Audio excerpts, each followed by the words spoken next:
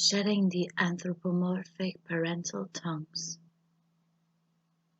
When I wrote my stories as a child, they would always be in German, my mother tongue. But then 4 other languages slowly became available to me. Over the years, I distanced myself from my mother tongue, as I felt that I needed a language and an expression of my own, a linguistic self-exile, and freedom that belonged to me.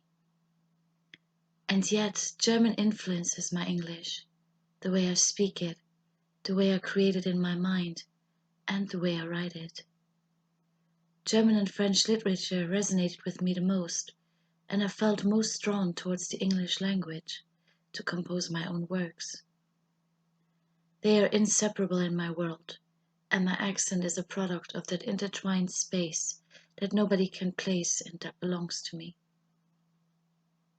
The language of my father, Italian, one of the most magnificent languages, has never come into existence in my creative mind, has never been allowed to become a part of my nature.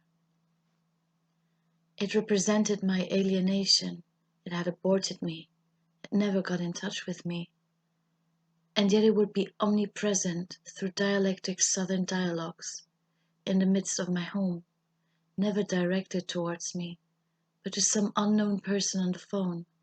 It would sound loud and violent and merciless.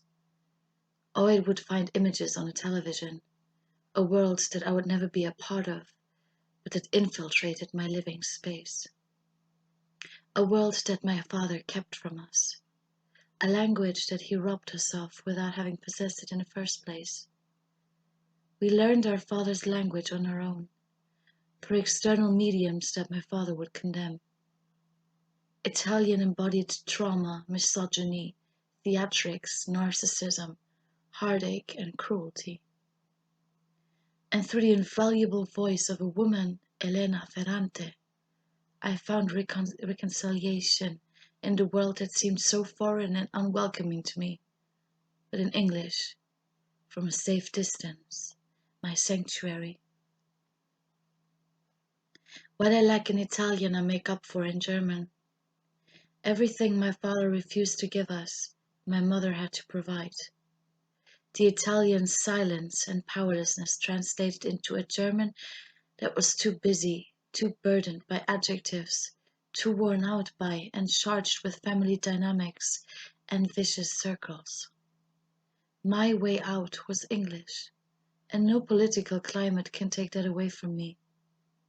My father ran away from Italy, for reasons that I will probably never find out, living double lives, internally and externally, past and present, and linguistically, refusing to learn the language of the country that he had found refuge in, mocking it, yet idealizing it, and the same counts for his homeland.